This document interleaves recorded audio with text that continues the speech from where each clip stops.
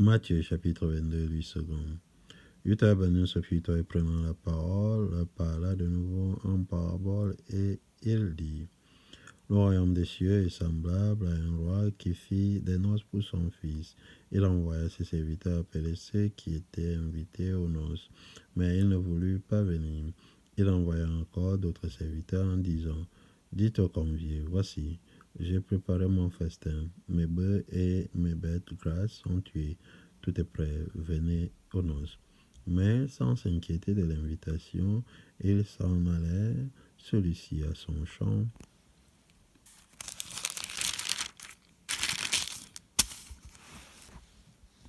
celui-là à son trafic, et les autres se saisirent des serviteurs, les outrageaient et les tuaient.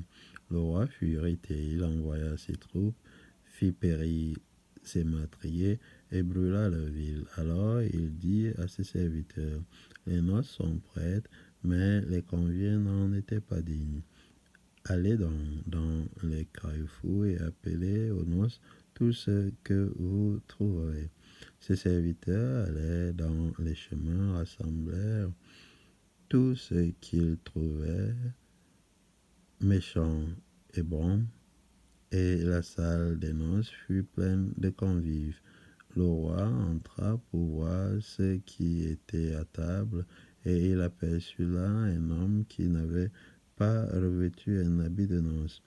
Il lui dit: Mon ami, comment es-tu entré ici sans avoir un habit de noces? Cet homme eut la bouche fermée. Alors le roi dit au serviteur: Liez-lui les pieds et les mains et jetez-le dans les ténèbres du dehors, où il y aura des pleurs et des grincements de dents, car il y a beaucoup d'appelés, mais peu d'élus. Alors les pharisiens allaient se consulter sur les moyens de surprendre Utah Ben Sophie par ses propres paroles. Ils envoyèrent auprès de lui leurs disciples avec les Hérodiens, qui dirent: Maître, nous savons que tu es vrai et que tu enseignes la voie de l'Éternel Utah selon la vérité, sans t'inquiéter de personne, car tu ne regardes pas à l'apparence des hommes. Dis-nous donc ce qu'il t'en semble. Est-il permis ou non de payer le tribut à César?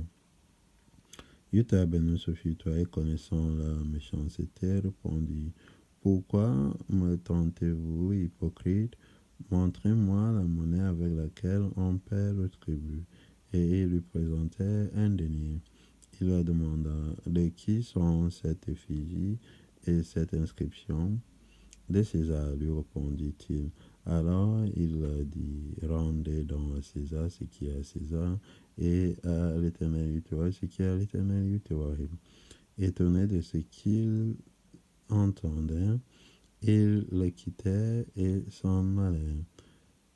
Le même jour, les Sadduciens, qui disent qu'il n'y a point de résurrection, vinrent auprès de Utah Ben Sophie et lui firent cette question: Maître, Moïse a dit: si quelqu'un meurt sans enfant, son frère épousera sa veuve et suscitera une postérité à son frère. Or, il y avait parmi nous 7 frères. Le premier se maria et mourut, et comme il n'avait pas d'enfant, il laissa sa femme à son frère. Il en fut de même du second, puis du troisième, jusqu'au 7e. Après eux tous, la femme mourut aussi.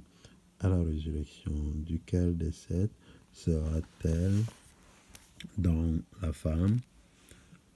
Car tous l'ont eu. Utah Ben Sophie leur répondit: Vous êtes dans l'erreur, parce que vous ne comprenez ni les Écritures, ni la puissance de l'Éternel Utah. Car à la résurrection, les hommes ne prendront point de femmes, ni les femmes de mari, mais ils seront comme les anges de l'Éternel Utah dans le ciel. Pour ce qui est de la résurrection des morts, n'avez-vous pas lu ce que l'Éternel Yahweh vous a dit? Je suis l'Éternel Yahweh d'Abraham, l'Éternel Yahweh d'Isaac et l'Éternel Yahweh de Jacob. L'Éternel Yahweh n'est pas le Dieu des morts, mais des vivants. La foule qui écoutait fut frappée de l'enseignement de Yahweh ben Sophie Yahweh.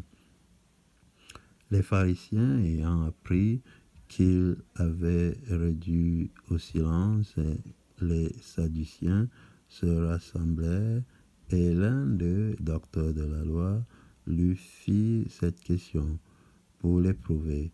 Maître, quel est le plus grand commandement de la loi? Yahweh béni Sophie lui répondit, tu aimeras le Seigneur l'Éternel Yahweh, ton Dieu, de tout ton cœur, de toute ton âme et de toute ta pensée. C'est le premier et le plus grand commandement. Et voici le second qui lui est semblable. Tu aimeras ton prochain comme toi-même. De ces deux commandements dépendent toute la loi et les prophètes. Comme les pharisiens étaient assemblés, Yahweh ben Sophie les interrogea en disant, que pensez-vous du Christ? De qui est-il fils? Il lui répondit, de David. Et Yahweh ben Sophie l'a dit, comment donc David, animé par l'Esprit, l'appelle-t-il Seigneur lorsqu'il dit, l'Éternel Yahweh a dit à mon Seigneur, assis-toi à ma droite jusqu'à ce que je fasse de tes ennemis ton marchepied. Si donc David l'appelle Seigneur, comment est-il son fils? Nul ne put lui répondre un mot, et depuis ce jour, personne n'osa plus lui proposer des questions.